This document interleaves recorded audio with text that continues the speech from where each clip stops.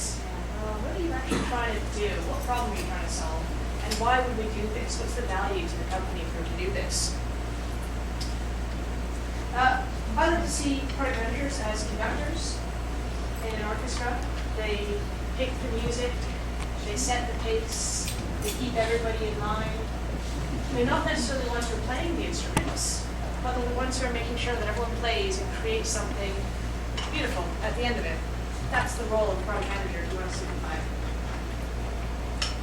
So before we start looking at where product manager is going to go in the future, because I've obviously made some stuff up, so I can tell you where we are now, what trends I'm seeing, and where I see those things going. So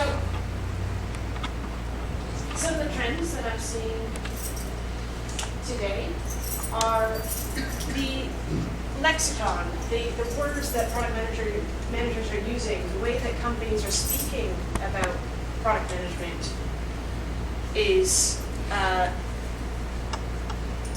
changing. So, you know, we've got the likes of Lean Startup. You know, you guys know Eric Ries, the author of Lean Startup, and that spurred an entire movement around this idea that you know, you should build a minimum viable product, that you should start off with something that just tests to find out if the right things are working. There we go. Lean Enterprise grew out of that with the idea that, well, you know, startups, they can build from scratch, that's great, but bigger companies can't necessarily do that. So they developed a lexicon and a method of working for larger companies who want to work in a lean way, but aren't necessarily you know, building first MVPs. And that kind of brought up the concept of a minimum viable feature. So the idea that you can build a feature or just the first cut of it to find out if it's the right thing to go do. So these are words that are making their way into the vocabulary of companies all around the world now. Are you guys familiar with the business model canvas? Okay, cool. Alex Osterwalder's work. And it's a great way of, you know, gone is that business plan that, you know, if anybody went to business school, you would have written like 80-page business plan that outlining what you're supposed to be doing.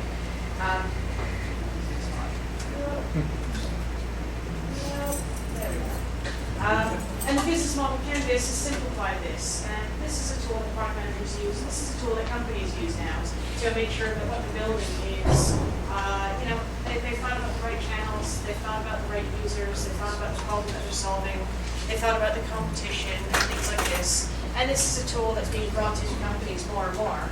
You know, a few years ago when I was working with startups, it was something kind of new for them, but they were on board with this. And bigger companies were like, no, we need a full, you know, 3-page business case and executive summary. And now bigger companies are starting to say, okay, so this is changing. We're having to take something smaller and leaner and spend a day on this, as opposed to getting Mark Pros writing something big and taking forever to do it that no one actually reads. So this is the type of stuff that's making its way through companies, starting with the smaller companies and working its way up.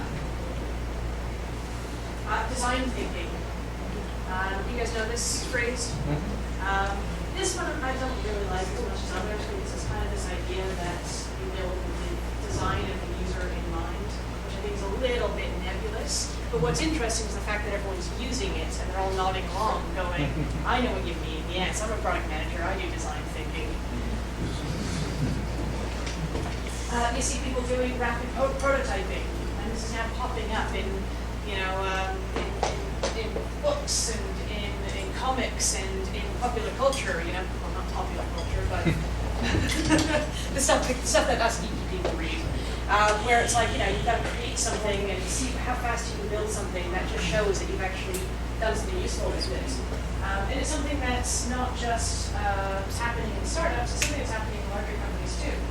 One of my favorite examples of rapid prototyping was something that Tom Sheed did when he worked at Google X. And Google X was Google's little R&D pet projects company, and they're the ones who made Google Glass and self-driving cars, and probably lots of other things that we're going to see popularized over the next little while. Now, whether or not Google Glass was actually a success, it was a pretty amazing product or a pretty amazing concept. And you know, when he first started working on this thing, it didn't exist. If you looked up heads-up displays on Google, you just Google Images, you just find like these heavy VR-style things that can just cover your face, and no one's going to wear one of those, right? So you try to figure out what can we actually do with the heads-up display that we use.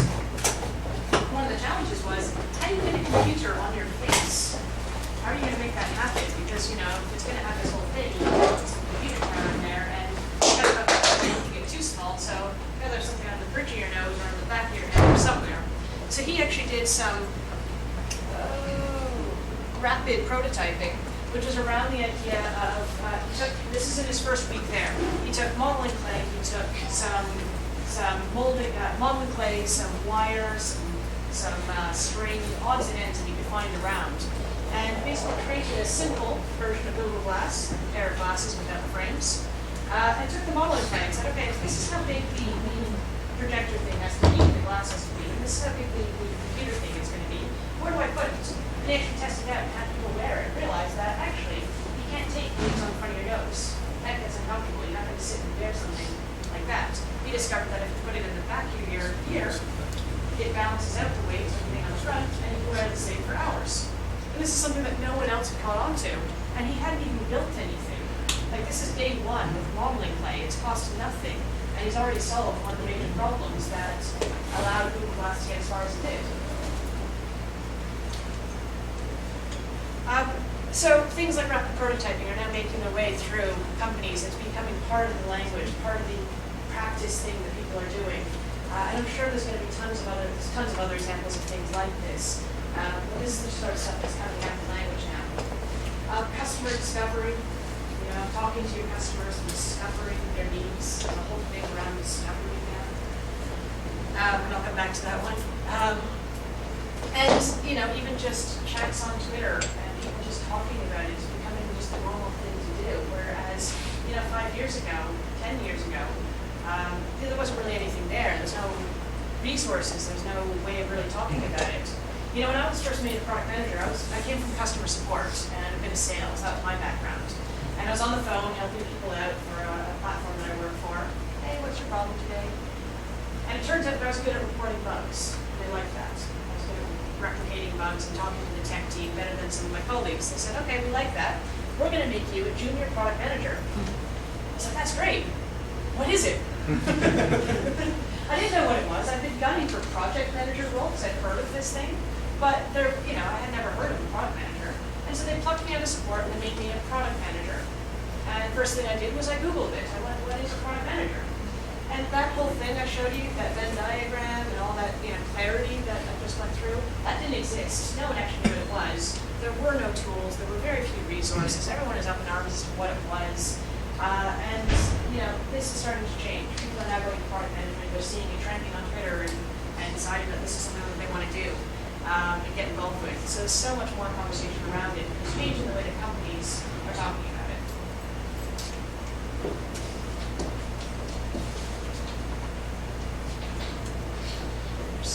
Yes, that's the next one. Okay, so the role itself is starting to get more and more defined. The definition of it is changing. So as I said, when I first took on that role of product manager, I was a junior product manager. They put somebody else as senior product manager, but there was no concept of product director or head of product or anything like that. There's no clarity as to what the difference was between a product owner and a product manager. And frankly, most of the time, people just thought I was being a project manager. They didn't know the difference. They sound the same. Not very similar. Why aren't they the same? And really, they're actually kind of polar opposites in the same space. One is all about this is the grand life cycle of what it is that we're building, and the other one is saying, well, this is how we get to the end of this project and the resources we have. And the two are, so easily confused. But now, generally speaking, in a business sense, people understand when they're talking about a project manager and a product manager, they're different. Same thing with UX. People generally understand that the user side, the UX person is more talking about the user side of things, whereas the product manager is rounding it out with, well, what's also technically feasible with the resources, and what's actually profitable as well. But there's still more to go there. It's not fully defined. So this is what's sort of trending now, but there's still more to go here. There's still huge debates. And if you ever want to kick off a fight online, ask, what's the difference between a product owner and a product manager? What are these two? Any of those two is going to kick off this huge fight, because the thing is, everybody's wrong on the internet, and everyone's got an opinion, and you can just pull out articles out of everywhere saying, no, this defines product owner as this. That's exactly what this is. And you know what, at the end of the day, I don't think it actually matters. You know, you guys probably have a wide variety of titles, but you're all probably working in some degree in the user side, the technical side, and the business side, or some combination of those two, and learning more about the other one. But regardless of what you call them, you know, this is still an area that's being debated. The other thing that we're starting to see is further learning.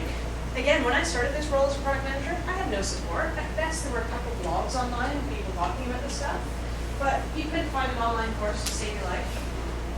I'd never seen a workshop around this. There are very few things to help me learn, you know, other ways to do it. Even just a one-day thing or a 1 hour thing. There was no training for my job. I was the first product manager, myself and the other person I plucked into development. They made us the first product managers this team had seen. This is a 12-year-old IPO'd company building tech products that had never had a tech product manager. And we were just kind of thrown in there with zero training. You know, my boss was just as lost as I was. He was just as new on the job as I was. That was insane. Nowadays, we're starting to see training. We're starting to see people invest in this stuff. We're starting to see amazing conferences and groups like this get together and talk about it. I wish this existed. I wish there was somebody that I could have heard from 10 years ago that could have set me off and helped me understand what it was, what I was actually getting myself into. I'm see a lot more people standing up and offering mentoring and asking for mentoring and feeling comfortable with the idea that, you know, you've done some products, I want to share that knowledge, or I know that I'm a product manager now, so therefore I should go learn from other people, and that actually exists. That didn't exist several years ago, and we're starting to see this pick up. This is becoming a much more popular area. So I said I'd come back to the discovery focus thing. So customer discovery is kind of the new hot thing that product managers are doing. And I say new hot thing, but I kind of alluded to the fact that HP was all over this, and P&G were all over this in the 30s and 40s. But this is, of course, the new hot thing, because they call it customer discovery. It's a different word. But it basically means get out of the building. This is something that Steve Blank said. He said, there are no opinions. There's nothing but opinions in the building. If you want facts, get outside the building. Get the heck outside, I think he said, or maybe something worse. This whole idea around experimentation and the fact that you don't just write these big specs and toss them over the shelf, over the wall to the developers and hope they go build something, which invariably turns out looking like something else, which is why this all came up. This whole idea of experimentation is that, you know what, you're allowed to build something that you plan on throwing out. An MVP is not something that you should ever expect to launch and scale with. It's something that you're just proving that your idea is the right thing to do. It's taking a scientific approach to it. You're basically saying, you know, I have a hypothesis that if we make this button red, conversions are going to go up by 5%. And then you can actually test that and say, well, we made the button red on this page, and we made the button blue on this page, and conversions went up. Hopefully you guys are testing a little bit more advanced than that. You know, that's what testing was 5 years ago. Nowadays, it's thinking a lot bigger. Okay, well, let's try, you know, 10 different variations of vastly different landing pages and see what works, see what doesn't work. Let's try different flows. Let's try different copy. Let's try all different things.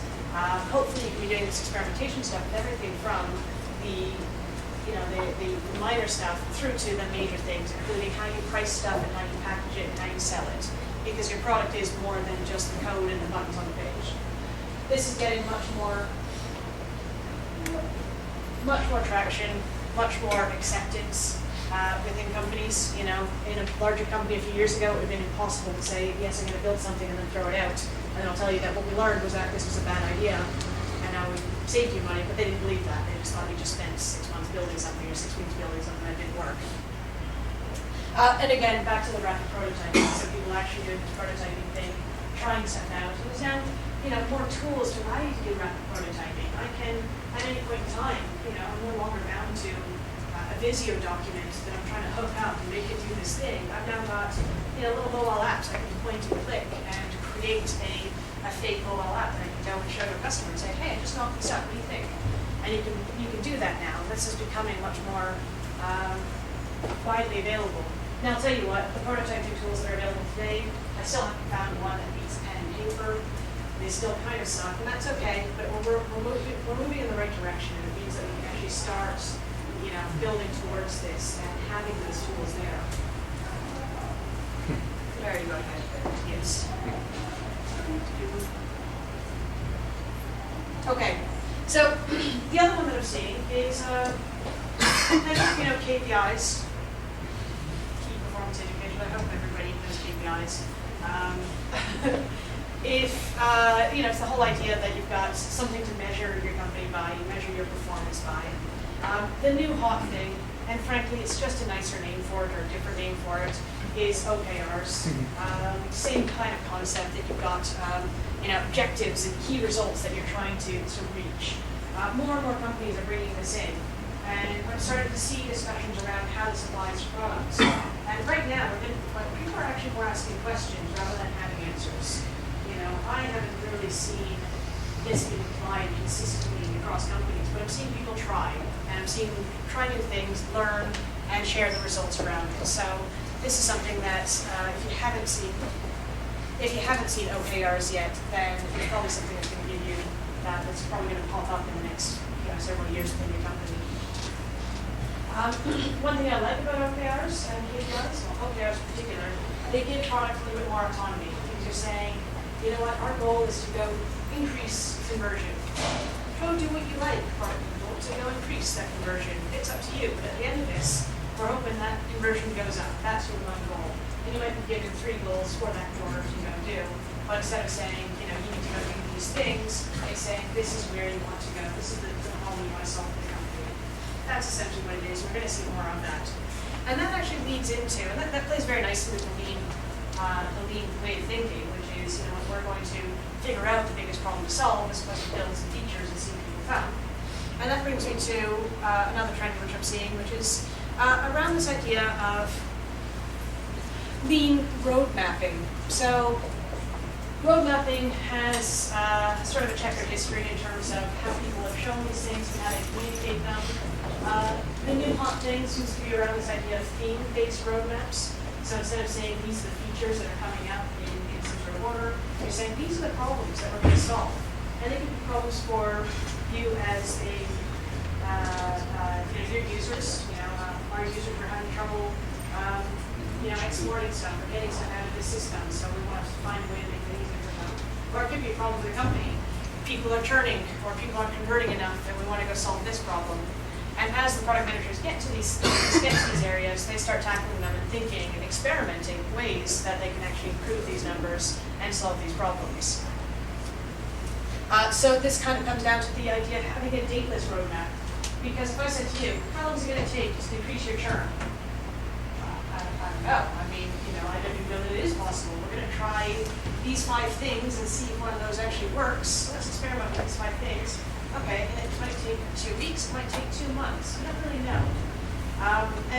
Along with that is that we know that if your roadmap is looking out over the course of a couple of years, things that you want to solve, your big picture, how on earth are you supposed to say where you're going to be, 2 years from now or even a year from now? You don't even know how big your team's going to be in a year's time. Your team's probably growing, hopefully growing and not shrinking, but your team's going to be different in a year's time, and therefore, how are you supposed to say when something is supposed to be done? So roadmaps are changing to this idea of, let's stop putting dates on them, and let's start just communicating the overall vision. So just to give a little bit more detail on roadmaps, I see a roadmap as a communication document. It's not a plan, it's not a promise. It's an artifact that communicates the direction you're going in order to meet your product vision. So I'm going to show you a little bit of the evolution of the roadmap, places that I've seen this thing done. I've seen a lot of roadmaps. So I've classified them here. You've got the Gantt. You've got the up and to the right, because if you're going that direction, things must be okay.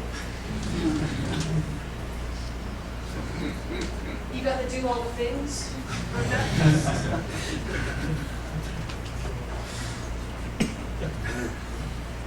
I don't know what this one's doing. The choose your own adventure.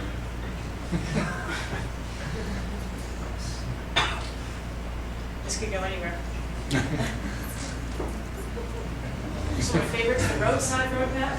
This is roadmap. We go along, cruising. This is actually a roadmap.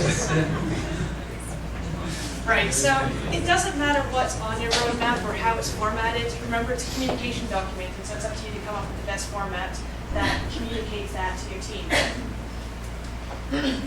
Essentially, though, the stuff that should be on your roadmap is some sort of concept of time horizons. Not dates, but time horizons. You know, here's where you are now, and this is where you're going in the future. Some sort of concept of scope. So, you know, a sentence or two to outline what the problem is you're trying to solve or what it is that you're planning on building. And this might be more nebulous if it's something that's in the future. It might be much more granular if you're talking about the next couple of releases.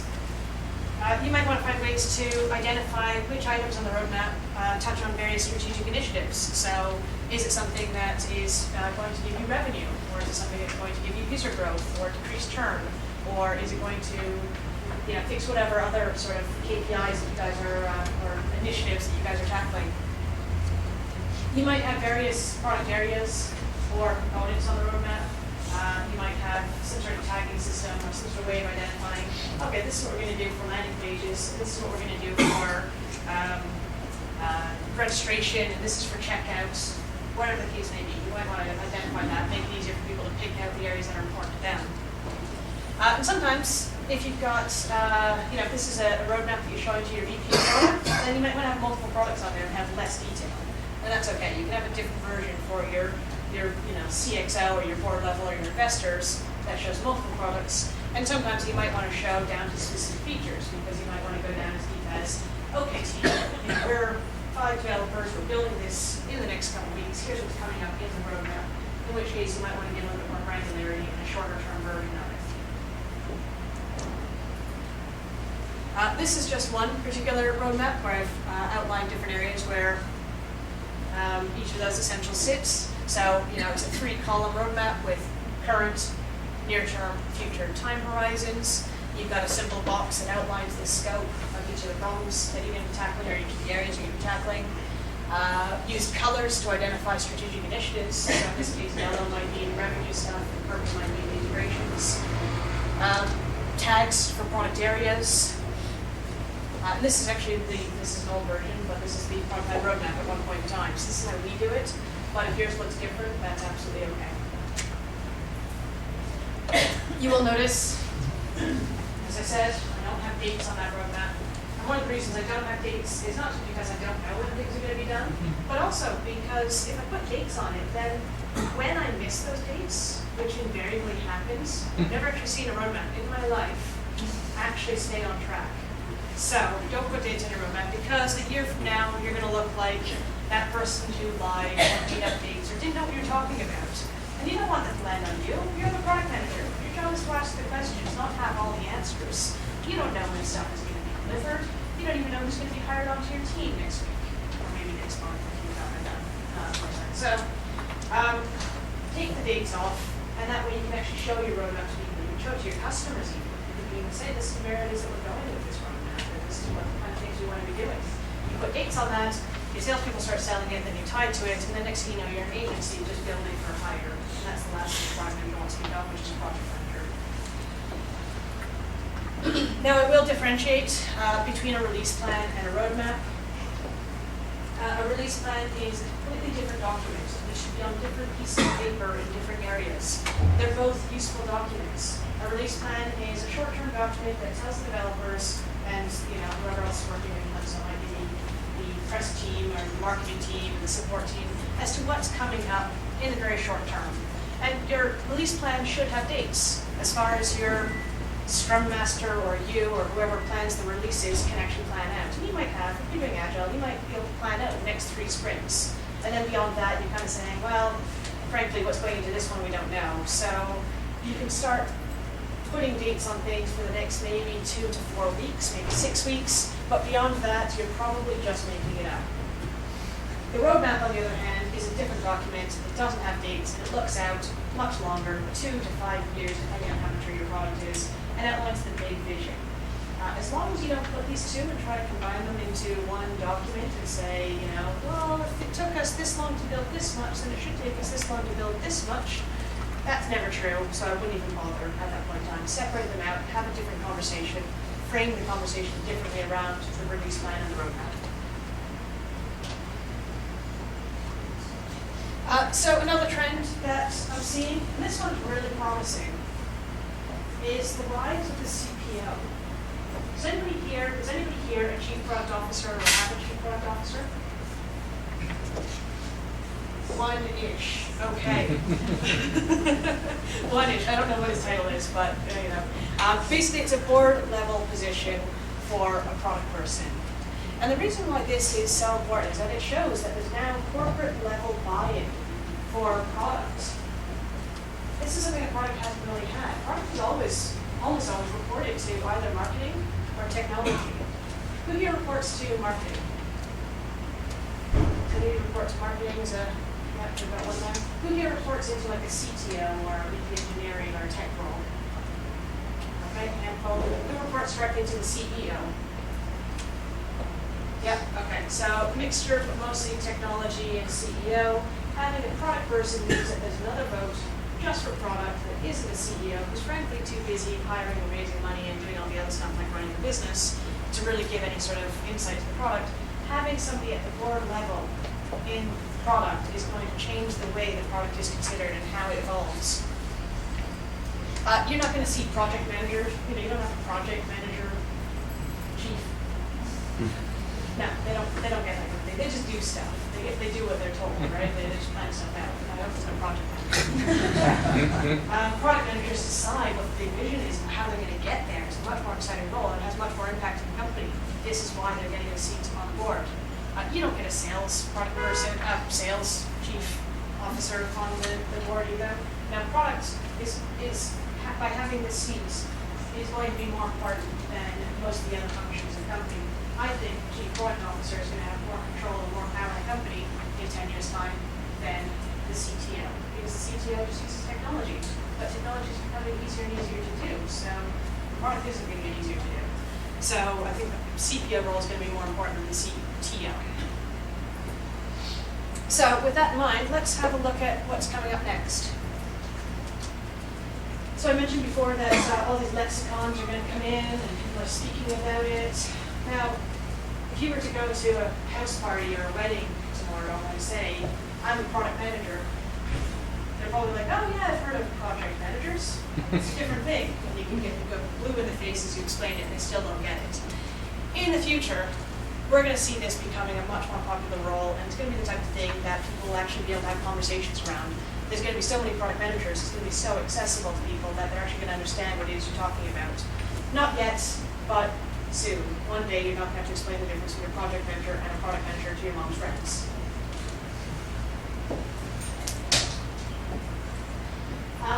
We're just starting to see bits of this. There's some online university training. I haven't actually found a proper course for university training. But what's it going to look like? I don't know yet. It might be that there becomes a dedicated 4-year course when you get your MBA in product management. You don't have that yet. Any product manager in here does not have an education in product management, certainly not a dedicated education. It's more often a marketing or a tech or a, some sort of computer science degree, but we don't really have 4-year degrees for product management. I think those are going to come. I think companies are going to start demanding them. It might become that this might be a transition period where people are taking MBAs to become product managers, which I think is a little bit excessive. So maybe there might be an add-on to an existing, computer tech course, where they start introducing courses or classes or even entire years or certificates that add on around it. And this is actually a change in education in general that I'm suggesting here, but it might become. It might happen that some of these programs become corporate sponsored. Let's say Facebook or Google or basically any company in the future, because everyone's going to need product managers. All these PM-hungry companies are probably going to want to make sure that there's enough product managers coming through the pipeline. You can't just keep stealing them from customer support or development or wherever else. So you've got to make them elsewhere. And if you want to do that, then, make your own university, because it's going to be the corporate to have that kind of money and that kind of knowledge as to what product management is. And it will be a tough one, because product management is constantly changing. If you were being taught by somebody, teachers are always teaching something that's 5 years out of date. If you're being taught by somebody who's 5 years out of date on product management, they're telling you about, have you heard about lean? You know, starting from the very beginning. Read this book. This is a new one. You know, they want to be starting with where products are at that point in time, or where they're going to be in 10 years' time, and these kind of things kick off. So I can definitely see a corporate sponsor version of product management training. All right, who here wanted to be a product manager when they grew up? No one, right? But in the future, you know, kids are going to be like, I want to be like Mom. She's a product manager. That sounds like the best job, right?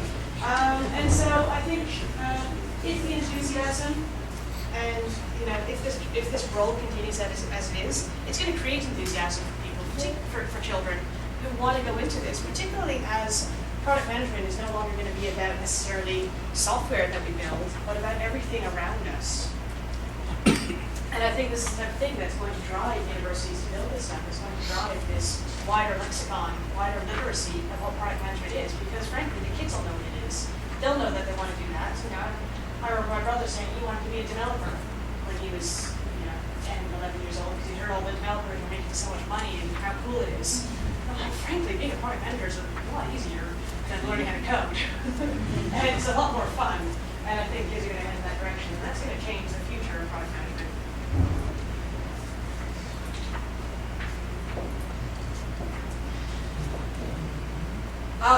I mentioned the whole idea around discovery, which is kind of what product managers are doing now. I think that's got a limited life, where it's going to be augmented in many other ways. Because what we're already starting to see, and this is all very kind of new stuff, but the idea of, you know, if you've got a backlog of ideas and feedback from your customers, right now as a product manager, you'd still do this based on gut feel. You'd say, well, this is the OKR being given, and here's what people are asking for, and here's what we could do next, and here's what's technically feasible. So I think we should do these things. You put them forward, and you discuss them, and you ask questions, and you experiment, and whatnot. And experimentation, I'm sorry, is just sort of guessing and seeing what sticks. And I think that there's going to be a better way of doing that down the line. Natural language processing. You know, taking all the comments and all the stuff that everyone's ever asked for about your product and processing that to find out what the trends are and what kind of things people are actually asking for. Right now, you've got little voting systems and stuff like that. But what's the future once we've got better natural language processing and intelligence like that? Business intelligence, and you know, all those data warehouses that are out there. So what happens when you mash that all together and it comes up with a smarter answer to you could really do if you really wanted to increase churn, because you've got all this stuff here that you can do. You know, looking what happens when we start applying what's actually happening in our apps themselves. Let's take a log, all the actions that all your users did in your app, on your site, all the touch points. Combine that all up. And then, you know, computer, tell me where there's areas of entropy. If I were to change this thing, will that change this number here? There's already some nascent stuff out there that's touching on that, but really it's not a readily available tool that you can buy today. In the future, that will be the absolute way of doing it. As a product manager, you're going to have to be versed in how to use these tools to the best advantage of your product. Apply that to machine learning, something that gets smarter and smarter and smarter as it goes. Apply that to, you know, combining, you know, almost outsourced knowledge of, you know, let's take your tool and combine. If his tool did better when that happened, well, maybe you've got a system that tells you that your tool would do better if that happened as well. Combine that with all the tools in the world, everyone's hooked up together, and you could create something that could actually, better than a product manager, tell you what to do next. And the product manager's role becomes even less about having the right answers, it's about asking the right questions. And it's less about asking the customers the right questions, it's about asking the data the right questions. Artificial intelligence. This one could be fun. I mean, you know, maybe product managers are actually doomed. Maybe we're just going to be replaced by something much smarter than us. That'd be all right. We still have things to do, but we might, you know, might just not be having to guess and check. And that's okay. But artificial intelligence, if it gets smart enough, could be doing a lot of the stuff that we're doing, which is guessing and checking and trying to find the right answers and talking to people. Particularly if they've got more data, they're faster, they're smarter, all that kind of stuff. Something else is going to come. Product managers are really hard to measure. Not like a sales team where you can measure them based on the number of dollars they bring in, or a marketing team based on the number of views they get. how on earth do you measure a product manager? And this leads to what I was talking about before with the OKRs and trying to set goals for product managers to go do. I think in the future this is going to become more measurable, it's going to be required, particularly once it becomes a C-level thing, that they're going to say, okay, you want to have 10 product managers? What is the value of a product manager? And if you were to look up the value of a product manager today, you'd find tons of articles that contradict each other. Product managers worth anywhere from the cost of their salary to $5 million per year, because that's the value they bring to your company. But how do you actually justify that? You know, if you just throw more product managers at it, I think down the line, particularly as we get better at measuring and seeing what it is that product managers can do, as we're using tools to help them augment their decisions, product managers will become a measurable thing, and you will have quotas and stats and details that you have to report on. We don't know what those are yet, but that will definitely happen. Good.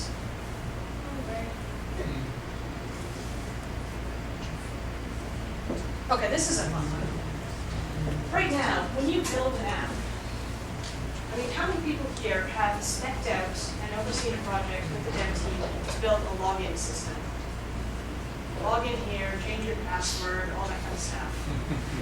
Okay, I think every product manager has done something around, okay, well, if we're going to have an app, then they've got to be able to log in. And if we're going to have a login system, they've got to be able to reset their password. If we're going to do that, then they've got to be able to do this too.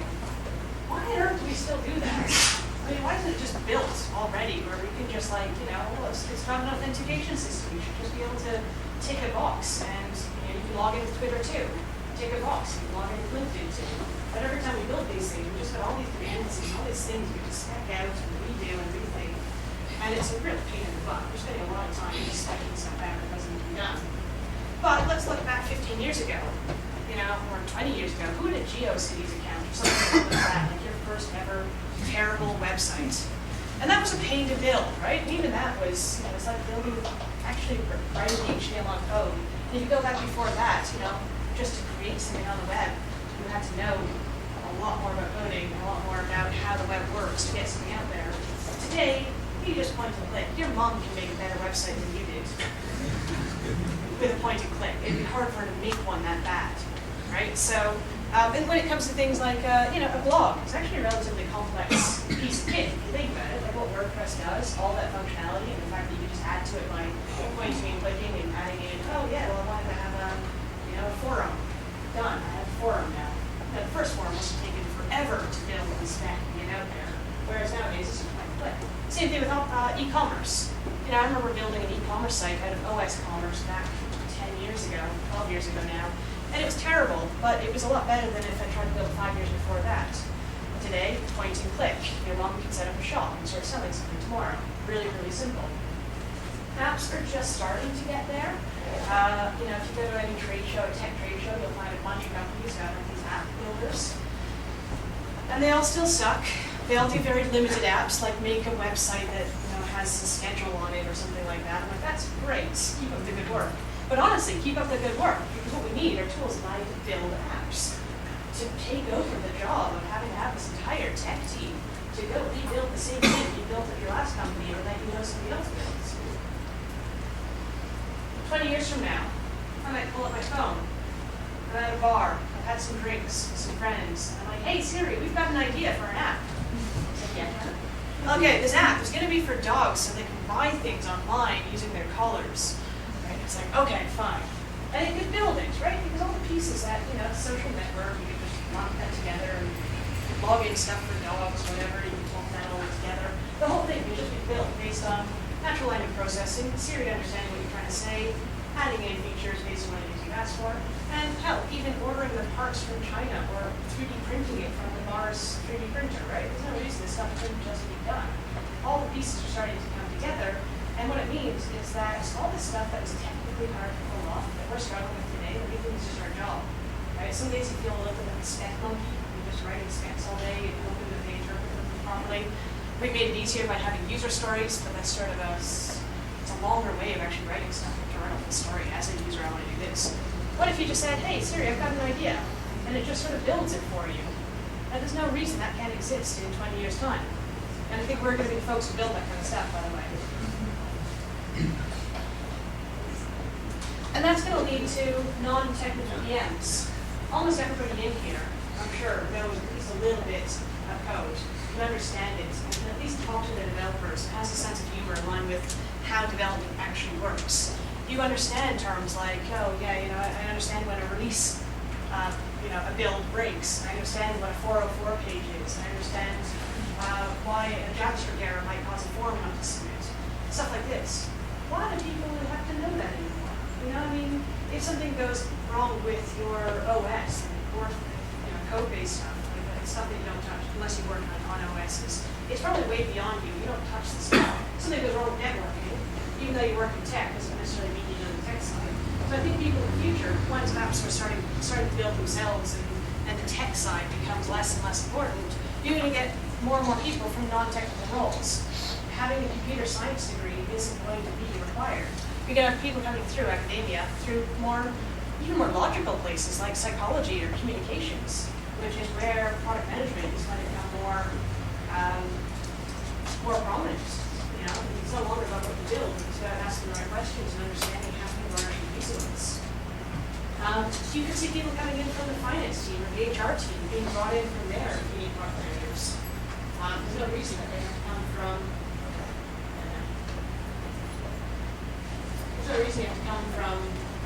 support or tech or anything like that.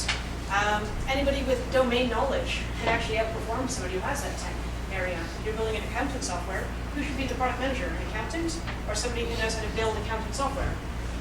Probably the accountant, because they actually know how it's being used. And I think that's going to change the shape of who becomes product managers.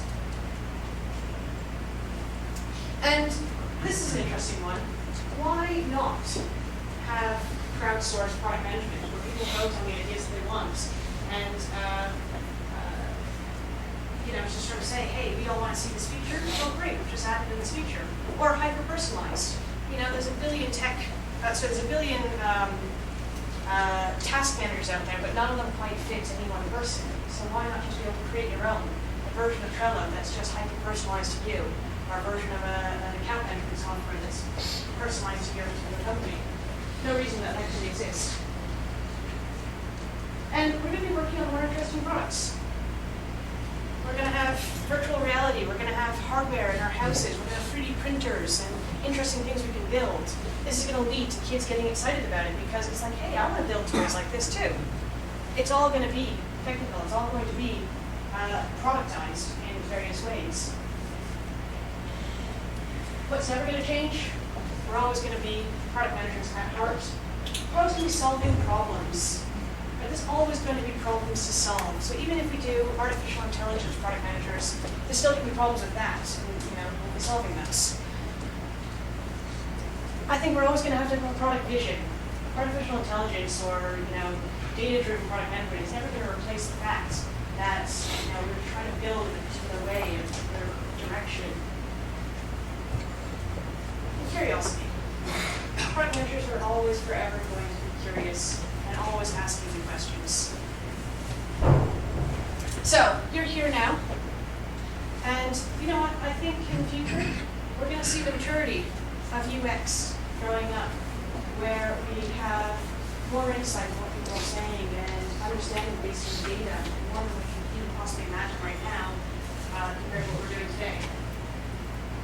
The tech is going to grow up. We're going to have apps that are better at building themselves, specs that write themselves, data and data warehouses that help you ask questions. Even artificial intelligence that helps you understand that. And the business side is going to grow up. Product managers are going to have a seat on the board. They're going to be measurable. You're going to be able to know what you're getting out of the product manager, and it's going to be a known skill set. It's going to be something that people train for and grow up to be. Product management is growing up, but you're still going to be there in the middle. Thank you.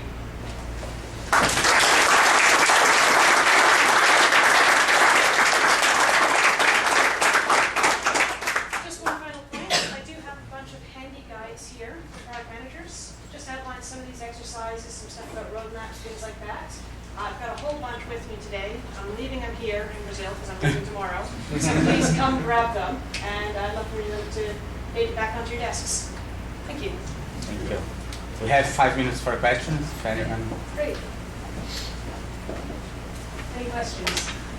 Janna, Yeah. you said that product managers will be on the board. It will be better to be on the board. Yeah. We are reading about now growth, chief growth officer. Chief Growth Officer. How you compare these two both roles? That's actually an interesting one because product management is actually, you'll notice this, is actually absorbing parts of marketing. Growth is, you could say, is marketing in certain ways because if you get more traffic and more eyeballs, then your product will grow. But people are actually realizing that the best way to grow your product has nothing to do with the eyeballs, it has to do with how people use it and how they share it. So growth is now a combination of like where marketing and product overlap. And yes, it depends on the title. Sometimes they'll call it growth, sometimes they'll call it product marketing, sometimes the product managers who happen to do some marketing stuff. So I think that's a very similar role. It's got some overlap. Every company's going to have their own sort of special way of doing it.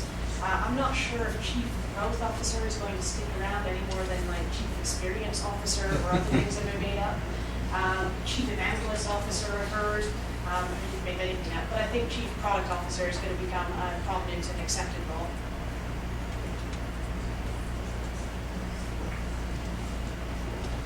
So, I have a question about design thinking. You said that About what? design thinking. Design thinking, okay. Because it's like it's a trend, Yeah. but you're not so excited about that. So, like, To me, design thinking is just one of those obvious things, like, oh, we think about the design and how the users will use it, and we apply that to how we work. It's just a bit fluffy. I prefer data-driven approaches or something a little bit more pragmatic. You know, in a few years' time, I'll probably call it something else. And a few years ago, it probably called something else as well. It's not that I don't like design thinking, it's just that it's just one of these terms that I think is going to come and go again.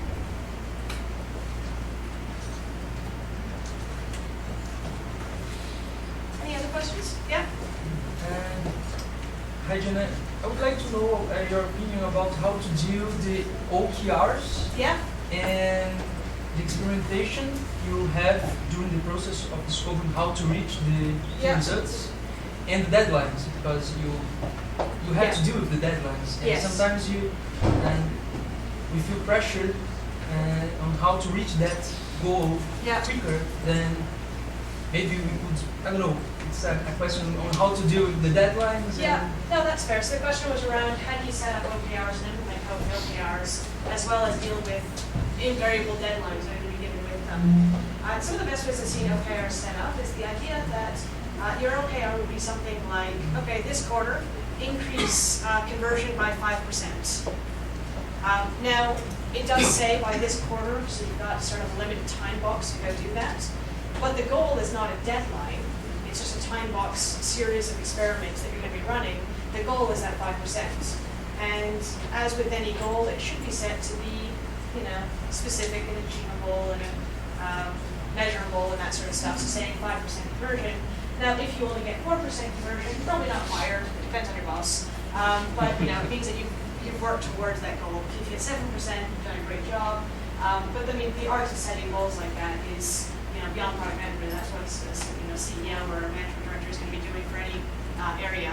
But really, the goal, if you're saying our OKR this quarter is to increase something by X%, then the deadline is actually the percentage, the actual number that you're changing, as opposed to the actual deadline that you're going through. Ideally, with the way that things are working, with moving fast, building agile, trying lean experiments, you don't have a time. You could run 20 experiments in that time. If it only turns out to be 15 experiments, or you can get 20 in there, your numbers might change, but hopefully you've learned a lot by the end of that time. I've seen different ways of implementing it. That's one way I would see of implementing it, but it's still one of those things that's really new and people are still learning. Yeah? Conversion is something very related to e-commerce, right? Sorry? Conversion is something very related to e-commerce. E-commerce, okay. Like, what about measuring on online services? How do you do it? It depends on your online service. So, my background and what I'm good at is SaaS. So I measure, trial to page conversion and churn and revenue and uplift in revenue, things like that. If you're in e-commerce, you might talk about conversion to checkout to paid. If you're in marketplaces, you might consider number of connections or number of transactions made. Online service is a little bit vague, so it's hard to say what your numbers will be. But every product is something you can measure nowadays. It just depends on how you want to what you're able to do. Sorry, second one. Sorry. Last question, Ali. About growth teams. Yeah. Talked about the growth concept. Yeah. Like one kind of trend, like some companies have the growth teams inside product. Yeah. Right. And I think there are two reasons. One, that each product manager should think about the growth of their own product, and have kind of a growth team, growth of the Right. entire company. Yeah. Like to do what? I think I've got kind of a similar answer. It depends on the company and how they cut it up. The thing with titles is that, everyone in here probably has a different title of certain skills. The people around you, you might call them different people. As to whether you call them product marketers or growth or just product people, whether you have, one product manager across a whole bunch of different products, or whether you have specific product teams with their own dedicated resources. I personally like the idea of having personal teams around each thing. So your job is to grow this product, your job is to build this product, your job is to talk to customers about this product, support it, and having a micro team around it. Other companies will have a whole growth team, and possibly down the future, a chief growth officer and a whole division around them. I think time's going to tell. All right. Great, Janna. Thank you very much for your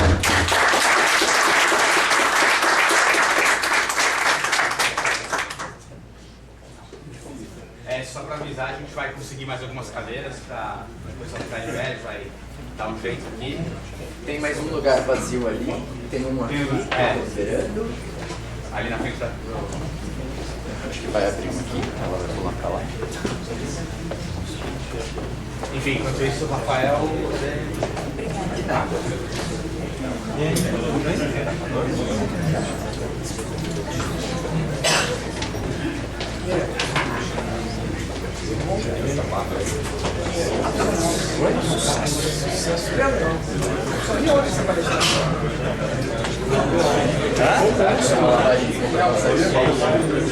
É que tá cheio de